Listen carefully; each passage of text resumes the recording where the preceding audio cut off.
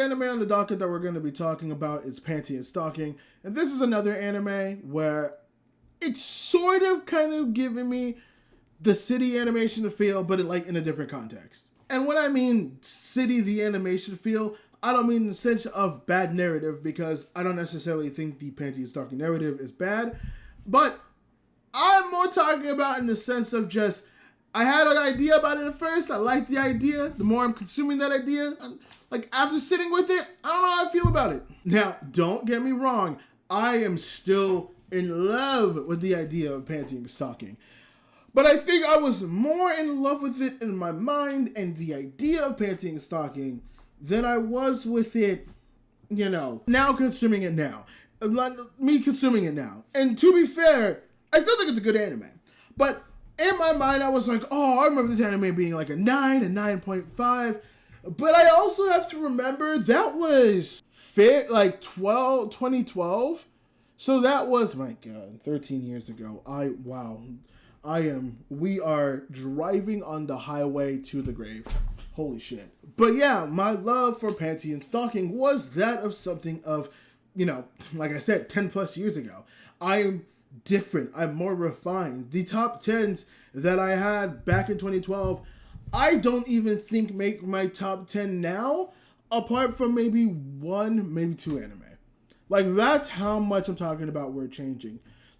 It's insane to think about, but I think it's because Panty Stalking still has the level of crudeness it has, right? It's still crude, it's still insane, it's still bonkers to the wall, just overall bombastically insane. And I still love it about that, and I would not call this a bad anime at all. But I think that you can only take so much crudeness and so much rudeness and so many sex jokes until it just kind of gets repetitive and you lose some of the ideas. And I think for me, that's where Panty and Stalking is starting to get, where I've consumed an hour of content the first week where it was nice, but now going back and realizing, oh fuck, I'm gonna, is this kind of it?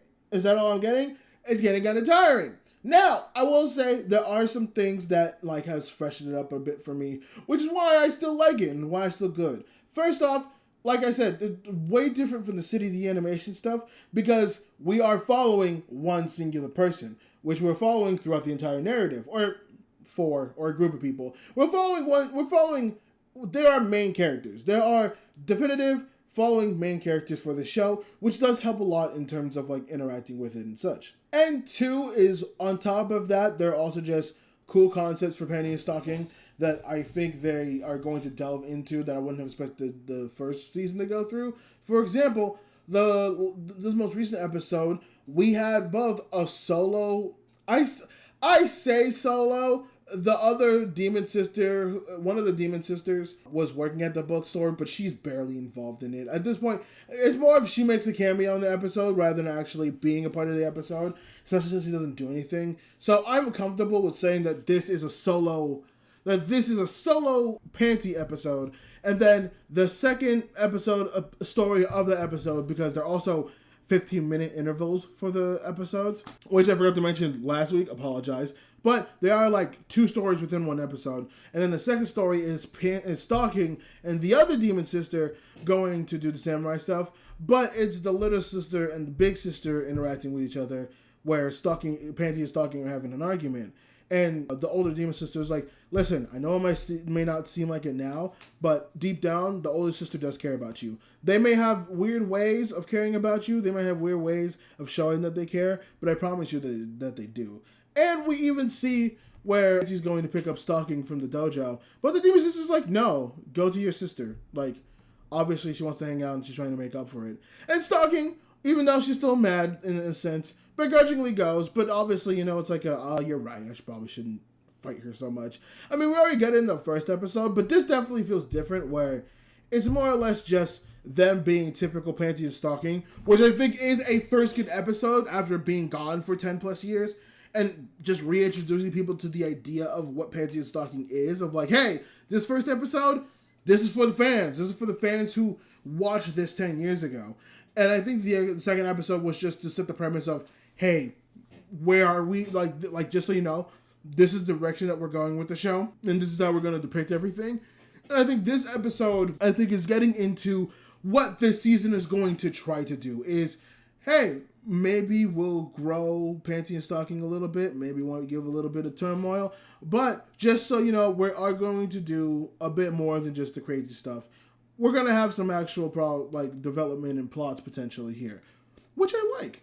I also need to point it out because the most recent episode for this, the episode that we're talking about right now, there's technically 3 stories, and it does have to do with stalking. You could technically call it a Panty, but you could technically call it a solo Panty episode, but it's just a Fast and Furious parody, but with sperm. I've never thought I've had to say that, but it's just I can't even get it out right. I said it. It's just, the more I think about it, because they play off on where the Fast and Furious franchise is nowadays, where it's oh yeah, we got the family and all that stuff. And the dude who comes to ask for help is apparently, I think, Paul Walker, and they do the split scene from Furious 7, I think it was, where it was Paul Walker, you see him split off as Vin Diesel goes away, and obviously Paul's not involved anymore for obvious reasons. And so it was just one of those things where I'm just but the split is them just going to different this is insane. This is the little goofiness that I do love, where it's just oh, it's crude, but it's it's so dumb and insane that it's oh, cool. It's not Panty Stalking both going and just being oh, bitch, cunt, eat my pussy, blah, blah, blah, which is still funny. I don't wanna discredit that. That's still funny, but it's just one of those things of I'm 5 episodes in, how long can it be? Yeah, I also like a good dick joke and a good fart joke and a good poop joke, but 5 episodes of that, dog? I think I underestimated how much I'd actually love it. But if we get these little parodies at the end of the episodes, or sprinkled throughout the entire series of movie related things, that's gonna make me so happy. I hope this wasn't a one-off, because that was honestly the best part of the episode. I laughed extremely hard at that just Fast and Furious parody. I'm you guys put way too much time and just way too much effort in that. 100%. But I love it so much. And I love the fact that you do. I love the fact that you did, and I hope that they bring it out more.